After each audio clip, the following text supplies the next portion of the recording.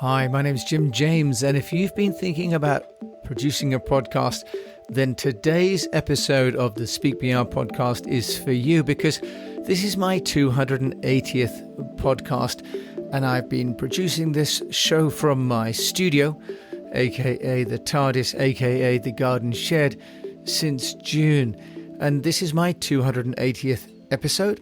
And I am proud to say that I have busted the 10,000 download mark, according to the buzzsprout hosting company. So I thought I've learnt a few lessons that I could share about the power and the potential, but also the hard work involved in creating a podcast. So if you're thinking about producing a podcast or even taking part in one, then this show is definitely for you. So I first introduced the Speak PR podcast all the way back in February, originally under a project named Silver Fox Entrepreneurs, which was for mature men like myself, over 50, looking to start a business. Then I interviewed some other Silver Foxes and found, frankly, that it was a lot of hard work doing the editing on GarageBand and the interviews and going out on location. So the amount of time that I was spending creating content versus the amount of content I was getting really meant the ROI wasn't there. So I took a bit of a break. But I started again in May during lockdown because actually I really enjoy the medium of podcasting. I love to listen to podcasts and I love the creative opportunities that podcasts give. So I got right back stuck in to using GarageBand and creating episodes around the Speak PR methodology. This is a methodology that I've developed over 25 years to help business owners to get noticed. It stands for Storify, Personalize, Engage, Amplify, and Know. And I thought I could use this podcast to articulate about this new methodology so that a broader audience that may be not interested in reading about Speak PR could listen and hear about Speak PR when it was convenient for them. So I got into the routine of producing one podcast every day, in fact, for 6 days a week to start with. And as a result, I was able to start to get some distance between the early days and today. Since then, I have produced some 4,100 minutes worth of content. I limit myself to 20 minutes maximum per episode, which means that I have recorded and produced and published some 68.5 hours worth of content on the Speak PR podcast. It equates to about 2.84 days of final content. So if you were to multiply that by 4 or 5 to get the time it takes to produce that much content, you're looking at over 10 full days sitting in the chair with the mic, learning how to do podcasting. Bit of a crash course, and it's a long way from the 10,000 hours that it can take to become a real expert. I've got a long way to go, but I have learned some information and some technologies and some tips I'd like to share with you if you're looking at creating a podcast. Now, the podcast itself, I host on Buzzsprout, and one of the lessons that I've learned is to choose a hosting service that is easy to use. I started out on Libsyn and found the interface and the metrics really quite clunky and quite old-fashioned. And it was really more like a web hosting service that was then offering audio distribution, whereas Buzzsprout has been really a dedicated podcast platform. They have a fantastic podcast which goes out once a week, which I listen to, and they really are a hub for learning and for development. So I found Buzzsprout to be a really good platform to use. And that links really neatly into Apple Podcast, Spotify, Google Podcast, Amazon Music, Stitcher, iHeartRadio, and then a number of other smaller niche hosting platforms. So I've moved wholeheartedly into Buzzsprout, and I'll share with you how much I pay per month. I currently use the Magic Mastering tool, which costs me $9 per month. It has smart adaptive leveling because I found one of the problems at the beginning, especially when I interviewed other people, was getting the mic levels right. And it was taking me ages in GarageBand to try and do that. So I opted for this Buzzsprout magic mastering because it also helps then to sweeten the audio. It filters and gets rid of noise, hisses and hums and so on. And it also has a perfect loudness and true peak targeting. So I recognized early on I'm not going to be a sound engineer that's going to reach the kind of BBC levels, but for $9 a month, Buzzsprout helps to overcome some of my lack of capability on the audio side. Now, what I did do was to invest in a Røde NT mic. There is a new smaller version, a mini version now for about £80. The one I bought was about £145. But this is the workhorse, really. Having a good microphone makes all the difference between picking up the deep, resonant qualities of your voice or just carrying on with the narrow bandwidth that the cheaper microphones will pick up. So I invested in a microphone and a swing arm after about 2 months, because what I realized was no matter what I did with the iPod or with the AirPods and the onboard microphone on the Mac, I just wasn't getting the quality of audio. So I've invested in the kit, but it's not too much.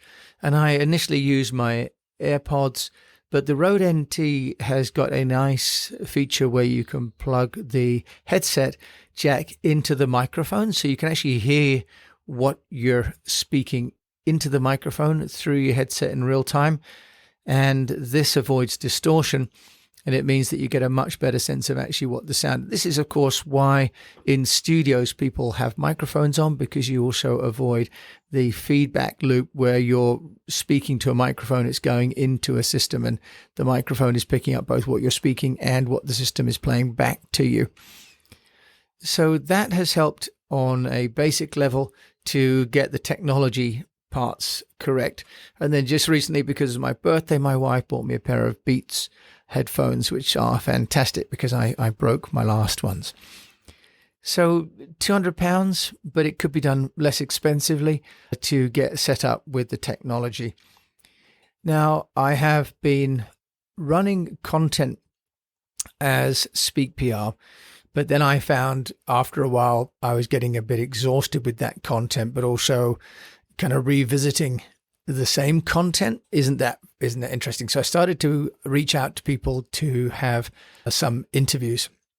But what I've done is I've changed the format, whereas in the early Silver Fox days, I would just interview people and we'd kind of go through a list of questions. And at the end, I would need to edit it. And it would frankly take so long to edit, especially if people ums and ahs, and then we'd go back to original questions. So I decided with this new format that it would only be 20 minutes. 20 minutes, partly because that reflects how long it takes me to take Binky, my beagle, for a walk on a quick day. It takes me 20 minutes to get the kids to school, and then I listen on the way back from school. So 20 minutes is also time for people to have a coffee. And I wanted to make it accessible, the podcast.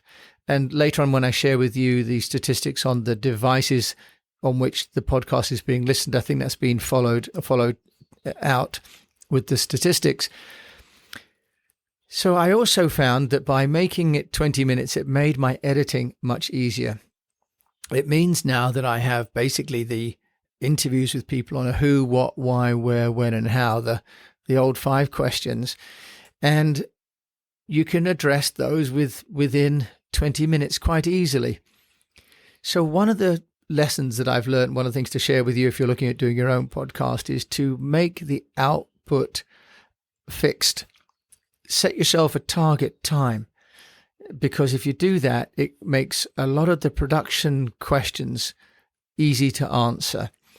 And then when I'm inviting guests on the show, I can also limit how long their interview is going to be, which means that from an efficiency point of view, both for them and for me, I can get a lot more work done. And also on the 80-20 rule, when podcasts go on for a longer time, personally, I find I drift off. I haven't got the time to listen. So on the 80-20 rule, I want to get to the point quite quickly, then have my guest explain who they are, what problems they solve for other business owners using communications, especially technology, and then to introduce that person to my audience and connect them with one another. In my business, public relations, which I do for my living, I spend my time connecting people with people. And I make an introduction, effect an introduction, and then I get them both to understand enough to want to carry forward the conversation if it's relevant for them, and then I step out. That's really the same model then for the podcast. So I've talked about the production and talked about the post-production. Now, I started off using GarageBand, and I have to say that is a system which eats up over 1.5 gig on my hard drive, makes massive audio files, but also the editing was really very difficult. I then found a software called Hindenburg, like the airship, and I've done a podcast on that. And that's a dream to do audio editing on, very sweet, and it publishes directly to Buzzsprout and other platforms as well. And then just more recently, I've discovered Descript, which is very neat because that also creates a transcript in real time. And what that means is that the editing afterwards is very quick, especially if I have two guests. I can either record onto Zoom and import the two tracks as separate tracks into the Descript, and it will auto-transcribe both of those, or I can actually record directly into Transcript itself. I haven't been quite so adventurous yet, but I plan on trying that later. But Descript is enabling me to create a podcast like this with the text actually being written in front of me whilst I speak. It could be a little bit distracting, so I've had to move that onto a third screen, or else I can get lost reading what I'm saying at the same time as I'm saying it. Hindenburg is very elegant. It's $250 for the software, and Buzzsprout has a $50 discount off of that. But the Descript platform enables me to get the transcript straight away, but also to do the editing. And I found that saves me a massive amount of time. So what I trade off in the workflow and the elegance of Hindenburg, I make up for with Descript on the timing. Now, what I was doing with the podcast was to create an audiogram using repurpose.io. And what happens there is that when I upload the content from the Hindenburg directly or from Descript into my Buzzsprout account, I can create an audiogram directly using, it's called repurpose.io, for $20 a month. And then that feed will go automatically to my YouTube account. Now, Buzzsprout also enables me to create a 1-second audiogram. Basically, that's a video of my audio, which means it can go onto certain platforms like YouTube that don't handle audio files. It also means it can be used on Pinterest as a video. The benefit of these audiograms is promotion, although I have to say that my YouTube account hasn't really been getting very much traction at all. But it's a relatively cost-effective way of using the content. And I think this leads me on to the next sort of real lesson of the podcast. It's the ability to get content onto the page really quickly and easily in a way that can be shared very easily. If I want to write an article for 1,000 words, it will take me maybe an hour or so to do so, and I've got to do the research and so on. Now, I write for a living, but most people don't write for a living, and the writing can be, frankly, quite onerous, quite challenging. Speaking to the mic and having the article written as we go along gives me actually content straight away, which is my audio content. Plus, of course, I'm getting my articles. So this I find a really efficient use of time. And also, for a 15 to 20 minute podcast, I'm getting nearly 2,000 words, 1,500 to 2,000 words. And if you edit that back, you certainly got 1,000 words. So with the 20 minutes of recording, plus the half an hour or so of preparation and the half an hour of editing afterwards, I've got both a 20-minute podcast that goes out as a video, but I've also got a 1,000 word article. Now that article I'm using on my website, which goes into my newsletter once a week, but it's also going into my Medium account, where I now have some followers. I've got about 140 articles now online, and it's also going into my LinkedIn onto my articles. Now, my articles on LinkedIn are only receiving 6 to 10 views, so not very many, but I'm also not really promoting them. But what it's doing is helping with my social selling index, what the LinkedIn group call the SSI. Basically, it makes me more discoverable and positions me as an authority. So public relations, when we talk about getting noticed in the Speak PR program, we really talk about a content-centric approach geared towards the avatar. So what can we share with the people that are our audiences that will add value to them? And then when we talk about engaging content, we talk about making it so that it is new and it's simple to understand and it's context relevant. And we talk about, under amplification, the need to send that content to people when and where they want to receive it and on the platform that they want to receive it. Now, Buzzsprout gives me some great statistics, and it's telling me that globally, I've got an audience. 29% of the people listening are in North America, 36% in Europe, 27% in Asia, 3% in Oceania, which is Australia, New Zealand, 2% in Africa. So I'm really delighted that sitting here in my garden studio, aka the TARDIS, aka the shed in Somerset, I'm reaching the world. So that's remarkable, really. Just shows what technology can do. But it's also heartening because I want to share this message of how technology can liberate businesses to get noticed with people all over the world. Now, 48% of the downloads are going out on Apple Podcasts, and 58% are going out on Apple devices, and 71% are being listened to on mobile. So this philosophy of issuing content which is short and sweet, without too much banter and too much, if you like, detail that people can't take on board, is proving to be of value, and I think hitting the mark.